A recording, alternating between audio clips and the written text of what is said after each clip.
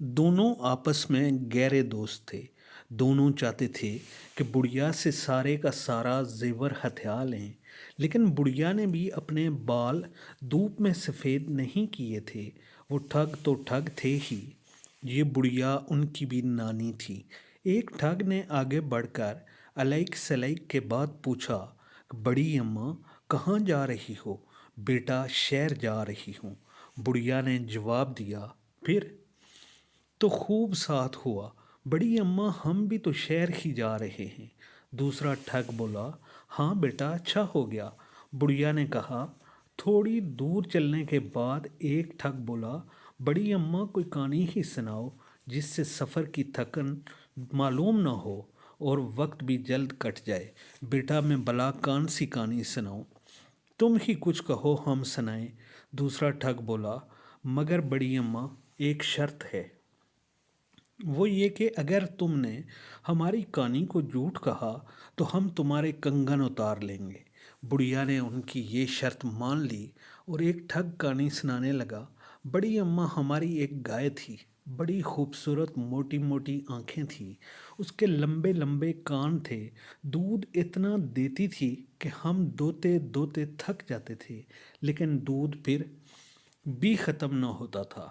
اس میں خاص بات یہ تھی کہ اگر ہم اس کے دانے سنگ پر بیٹھ جاتے تو مغرب میں پہنچ جاتے، اور جب بائیں پر بیٹھتے تو مشرق میں آ جاتے۔ پاکستان بننے پر جب ہم قافلہ کے ساتھ پاکستان آ رہے تھے تو ہم پر فسادیوں نے حملہ کر دیا۔ ایک سنسناتی ہوئی گولی آئی اور ہماری گائے کو لگی، جس سے بیچاری وہیں ڈیر ہو گئی۔ بڑا افسوس ہوا۔ بڑھیا نے افسوس ظاہر کرتے ہوئے کہا، بڑی اماں اب ہاں تم کچھ سناؤ۔ ٹھگ نے تیر نشانے پر نہ لگتے دیکھ کر کہا، میں سناؤں؟ بڑھیا نے کہا، اگر تم نے میری بات کو غلط جانا تو تمہیں 100 روپیہ دینا پڑے گا۔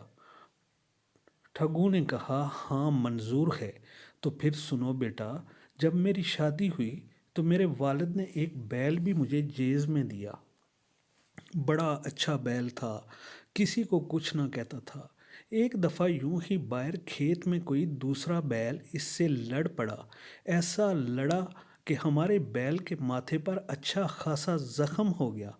ہم نے بہتریے علاج کرائے لیکن زخم نہ بھر سکا۔ کرنا خدا کا یوں ہوا کہ بنولے کا دانہ اس کے زخم میں کہیں سے گر گیا، ہوتے ہوتے وہ اچھا خاصا پودا بن گیا۔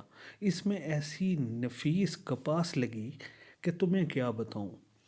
وہ کپاس ہم نے جمع کرنی شروع کر دی، اتنی کپاس جمع ہو گئی کہ اب گھر میں جگہ نہ رہی۔ گھر گھر ہمارے بیل کے چرچے ہونے لگے، بڑی بڑی دور سے لوگ اس انوکھے بیل کو دیکھنے کے لیے آتے، اس کی کپاس کو دیکھتے اور تعریفوں کے بل باندھتے تھے۔ اب ہمارے پاس اتنی زیادہ کپاس ہو گئی کہ سنبھالنا مشکل ہو گیا۔ ہم نے اسے بلوا کر کاٹنا شروع کیا اور اس کا کپڑا لتا بنانے لگے۔ کئی قسم کے کپڑے بنوائے جن میں کھیس بھی تھے۔ ان کھیسوں میں سے 2 کھیس کہیں چوری ہو گئے۔ بیٹا خدا جھوٹ نہ بلوائے، یہ کھیس جو تم اوڑے ہوئے ہو وہی ہیں جو چوری ہوئے تھے، مہربانی کر کے یہ کھیس اتار دو۔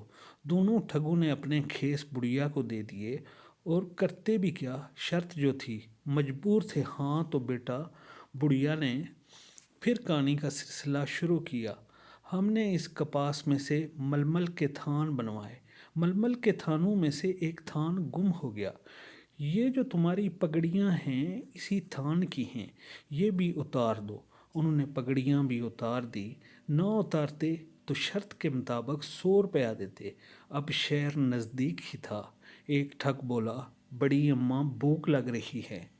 اچھا بیٹا شہر آیا ہی سمجھو، مجھے اپنے کنگن بیچنے ہیں، کنگن بیچ لیں اور پھر آرام سے کسی جگہ بیٹھ کر کھانا کھائیں گے۔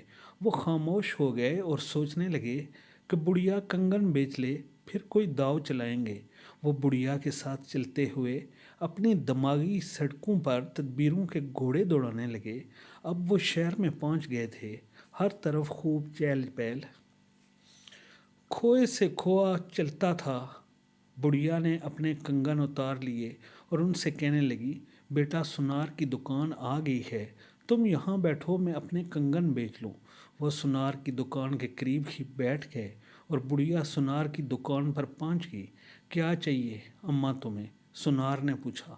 میں اپنے 2 نوکر بیچنا چاہتی ہوں، وہ سامنے بیٹھے ہیں، نوکروں کی تو ہمیں بہت ضرورت ہے۔ سنار نے کہا، بولو اماں کیا قیمت ہے ان دونوں کی؟